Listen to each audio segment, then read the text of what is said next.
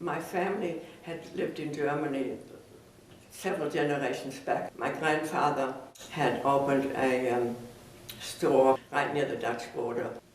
My father, he was well known in the town because he inherited the store. And so my parents really had no idea what was to come.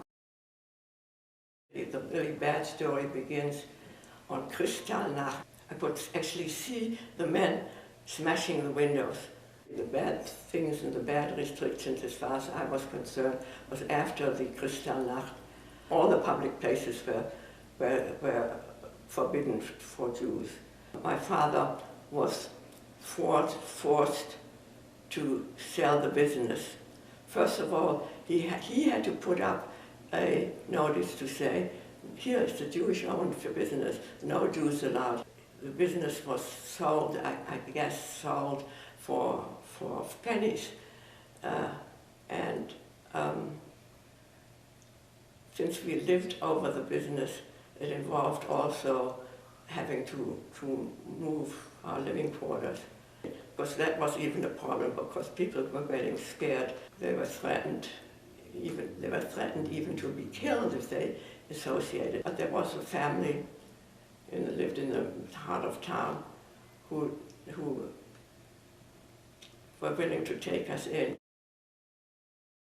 The group in England had formed this called the Kindertransport, which took in groups of children.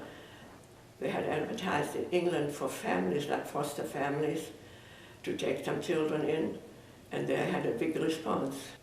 Somehow, my father was able to link in Germany with the group that was working with the group in England.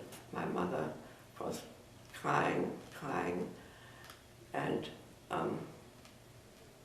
the last that I saw of her was waving to us out of the window. The war had started in September, and there was no regular correspondence.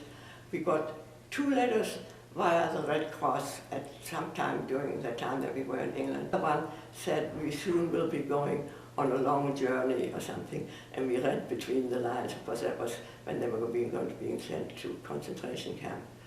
And that was the last we heard.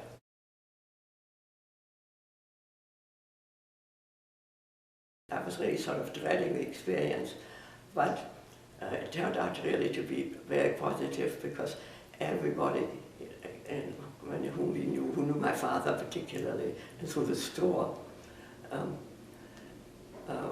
was calling us and inviting us. And this friend who lived across the street, who had been my housekeeper or had helped my mother, had gone frequently, walked up to the outside of the house and threw over food over the fence. And that was so touching. She told me that story. Her mother had died in the meantime. And I told her that I wanted to go to the cemetery with her, to the grave of her mother, to say thank you to her.